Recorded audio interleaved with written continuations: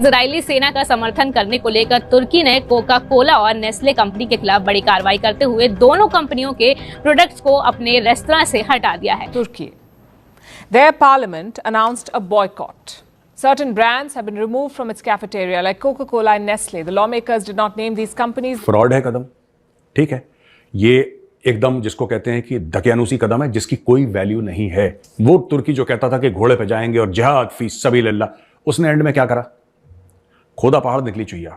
उसने पार्लियामेंट के परिसर, जो उनका पार्लियामेंट है, उसके परिसर से क्या बोला है कि हम बैन करते हैं कोका कोला, हम बैन करते हैं नेस्ले। टर्की की पार्लियामेंट है, उसने कोका कोला और नेस्ले को इजराइल की हमायत पर अपने रेस्टोरेंट से हटा दिया।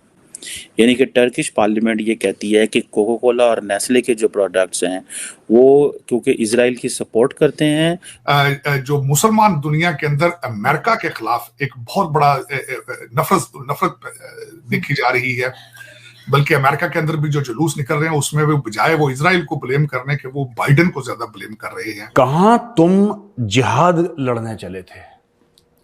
कहां तुम एक ऐसी कंपनी के पीछे पड़ गए जो बच्चों के खाने का मिल्क पाउडर बनाता है?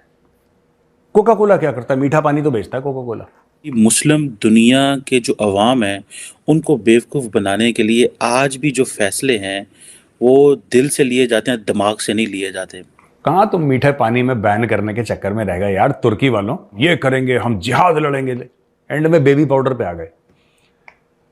मुझे हंसी भी आई और दुख भी हुआ। ये तुम्हारी जय हिंद दोस्तों, तुर्की ने जो है कोका कोला और नेस्ले का प्रोडक्ट जो है बैन कर दिया है।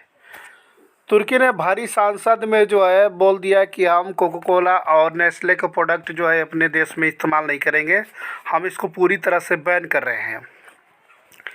ये कोका कोला जो है, ये नेस्ले जो है, ये इजराइल को सपोर्ट कर रही है। आपको बताइए कि कोका कोला से अगर तुर्की अगर कोका कोला को या नेस्ले को बैन कर रही है तो उसमें किसका घाटा होगा? किसी का भी नहीं घाटा होगा, क्योंकि अगर बड़ी कंट्री अगर उस चीज़ का मान लो कि बैन करती तो उसको समझ में आता है कि मान लो कोका कोला या नेस्ले को घाटा होता है। जैसे कि चाइना हुआ, बहुत ही बड़ी इकनॉमी है, बहुत ही बड़ा जो है संख्या वाला देश है, साथ में भारत है जिसमें करोड़ों की आबादी है।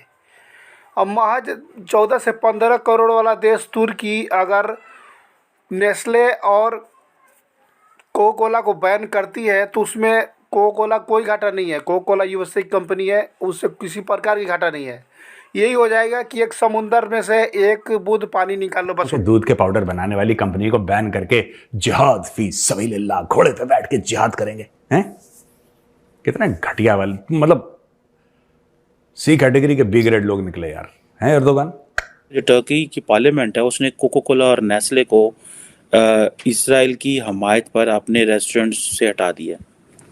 ये बहुत बड़ा फैसला होता है, तुर्की की ये पार्लियामेंट ने फैसला किया। और ये बयान जो है, ये ज़ाहिर बात है तुर्की के अंदर ये कहा गया है जी कि ये कंपनियां क्योंकि इजराइल की हमायत करती हैं और रेस्टोरेंट्स और कैफेटेरिया और टी हाउसेस में इन प्रोडक्ट्स को इस्तेमाल नहीं होना चाहिए।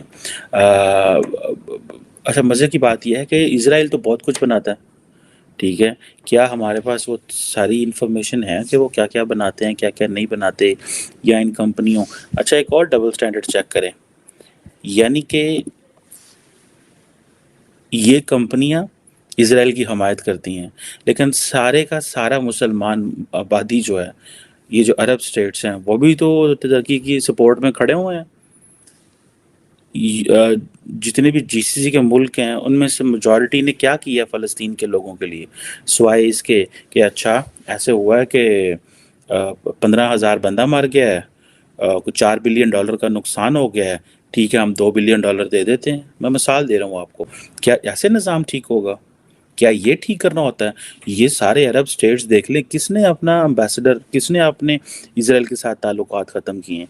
आप लोगों के अंदर ये चीज़ें तो डाल रहे हैं कि जी हमने वो कंपनियां जो टर्की को, जो इजराइल को सपोर्ट करती हैं, उनको सपोर्ट नहीं करना, उनको इस्तेमाल नहीं करना। लेकिन वो जो मुल्क जो इजराइल को सपोर्ट कर रहे हैं, क्या इजिप्ट सपोर्ट नहीं कर रहा?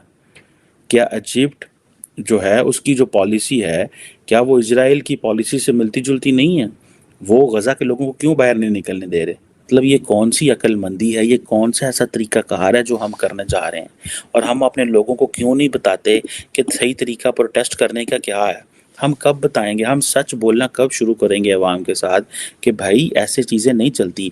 इस तरह तो बहुत सारी लाइफ सेविंग मेडिसिन्स हैं जो ज्यूज़ बना रहे होंगे, या हो सकता है वो कंपनीज जो इसराइल की हमायत कर रही हों वो बना रही होंगी, लेकिन हम उधर नहीं जाएंगे। ये वही हाल है पाकिस्तान का कि जब मुसलमान मुल्क का, जब पाकिस्तान ने जब इंडिया ने सर्जिकल स्ट्राइक की और हालात बिगड़ गए तो पाकिस्तान ने कहा जी हम इंडिया के साथ किसी किस्म का कारोबार नहीं करेंगे। बल्कि 5 अगस्त 2019 पे जब कश्मीर का स्टेटस बदला तो उन्होंने जी असी इंडिया के नाल कारोबार नहीं करेंगे, साड़ी तुहाडी मुक्की, तुहाडा साडा ला ठीक नहीं हो सकता। एंड देन थोड़े दिन बाद ही, 2 से 4 दिन बाद ही मुझे किसी ने बताया कि पाकिस्तान के उस वक्त जो फार्मास्यूटिकल इंडस्ट्री थी वो सारी चली गई उस वक्त के वज़ीर इंडस्ट्रीज़ के पास। उसने कहा यार क्या किया आपने, हमारी तो सारी जो रेबीज़ की मेडिसिन है वो आती इंडिया से हैं और बहुत सारी मेडिसिन इंडिया से आती हैं, और वो भी ज़ाहिर बात है यूएई और पता नहीं कहाँ से होकर बड़ी महंगी आती हैं, लेकिन वो हमें चाहिए मेडिसिन। तो गवर्नमेंट ऑफ पाकिस्तान ने दोबारा उसको खोल दिया। सो इट मीन्स कि एक तरफ जाके हमने अवाम के सामने ड्रामेबाजी की, ट्रेड बंद, दूसरी तरफ जो चीज़ें हमें चाहिए होती हैं वो अंदर खाते फेर मंगवाने लग गए, और मेरा ख्याल है वो अभी भी आ रही होंगी। I am not updated on all that, but the question is कि लाइफ सेविंग मेडिसिन अगर फॉर एग्जांपल कोई ऐसी कंपनी जो इसराइल को सपोर्ट कर रही होगी उसको हमने जो है वो उसको नहीं बंद करना। क्यों?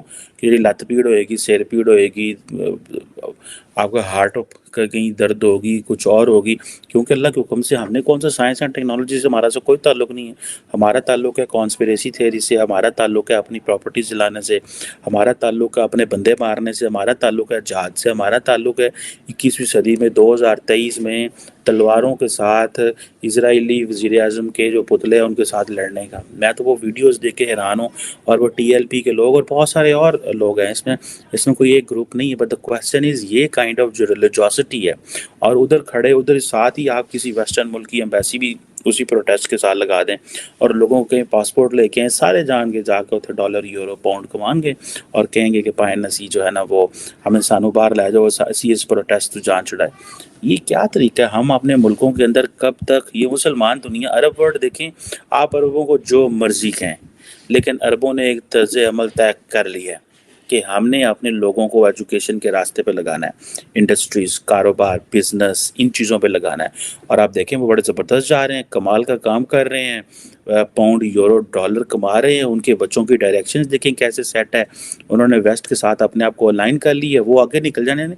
और मैं एक बात बताऊँ, हमने 21वीं सदी में बदू हमने रह जाना, असी उन्होंने कहते से ना बदू, वो बदू उन्होंने बदू असा बन जाना तो उन्हें अगे लंघ जाना, और हमारे बच्चे जो हैं वो उन्होंने रह जाना। क्यों? कि इधर हमने हर चीज़ मदरसों और मौलवियों के हवाले कर दी है। मदरसा और मौलवी जो है वो अपनी अकल, जहाँ पे उसकी पॉलिटिक्स, जहाँ पे उसका पैसा, जहाँ से उसकी वो चीज़ें हैं, वो वहाँ से उसने गुजारा करना है। सो हमने क्या ऐसे ही प्रोटेस्ट किधरे होंडे हैं। अब देखें ना, फ़लस्तीनी किस केस में हमारी मदद करते हैं? कोई बताए ना कि जी हमें बड़ा जी कश्मीर के मसले में बड़ा मैं तो वो जो यासिर अराफात है वो तो कहा करते थे कि जो इंडिया मेरा दूसरा घर है, पाकिस्तानियों को पता ही कोई नहीं। मुझे इस चीज़ से कोई इतराज़ नहीं। यासिर अराफात इंडिया के बाकी जो अरब ममालिक हैं या मुस्लिम ममालिक हैं उनको इंडिया से कॉर्डियल रिलेशंस बनाने चाहिए। The relations are always on the base of national interest. अगर आज यूएई प्लान कर रहा है कि 2030 तक इंडिया के साथ $100 बिलियन की ट्रेड करनी है, इंडिया एंड सऊदी अरब की $50 बिलियन की प्लस की ट्रेड और उसको आगे लेके जाना चाहते हैं, तो आप क्या समझते हैं कि वो काने की रोटी पाते हैं ना? उन्होंने पता है सारा हमने किस डायरेक्शन में जाना। वो पाकिस्तान से पूछेंगे, वो दुनिया किस मुल्क से पूछेंगे? तुर्की जैसा छोटी कंट्री से जो है कोको कोला या नेस्ले को बैन करने से जो है यूएसए अमेरिका को कुछ भी फ़र्क नहीं पड़ने वाला है, क्योंकि ये कोई बड़ा कंट्री नहीं है जिससे कोई बहुत बड़ा फ़र्क पड़ेगा। उसका कहना है कि कोको कोला और नेस्ले जो है इजराइल का सपोर्ट कर रहे हैं। अब बताइए, नेस्ले और कोको कोला से क्या वो बैन कर देंगे तो क्या इजराइल वाले मर जाएंगे? ये सोचिए दिमाग से कि कोको कोला अगर नेस्ले को बैन कर दिया है तुर्की ने, तो क्या वो इजराइल वाले मर जाएंगे? ऐसा कुछ भी नहीं है। ये मदरसा छाप के लोगों को ऐसी मानसिकता है कि ऐसा करने से ऐसा होता है, ऐसा कुछ होता नहीं है। और वही बात पाकिस्तान को जो है, पाकिस्तान भी जो है, पाकिस्तान के अंदर तो ये बैन भी नहीं हो सकता, क्योंकि ये बैन कर देंगे तो लोग खाएंगे कहाँ से, ये भी बता दूँ। तुर्की ने तो बैन भी कर दिया ना, उसको तो इतना हिम्मत है कि बंद कर सकता है, लेकिन पाकिस्तान के अंदर से नेस्ले और कोको कोला कभी बैन नहीं हो सकता। क्योंकि वहाँ से बैन हो जाएगा तो वो लोग जानते ही आप, पाकिस्तान में वैसे भी कोई कंपनी या फैक्ट्री कोई भी खुलती है नहीं है, जल्दी चालू ही नहीं होती है, बैन कहाँ से कोई कराएगा। तो वही बात है मदरसा छाप ज्ञान का, ऐसे ही कुछ अब ये लोग जो है जिहाद करने पे अड़े हुए हैं। अब अमूल के दूध को पैकेट का ये बैन करके, दूध वाली कंपनी, बच्चों के दूध वाली कंपनी को बैन करके ये लोग घोड़ा पर टिटी जाएंगे जिहाद करने। अब बस यही लोगों का मदरसा छाप का जो है मानसिकता रह गया है और कुछ भी नहीं है, बस यही लोगों के अंदर जो है बचा हुआ है।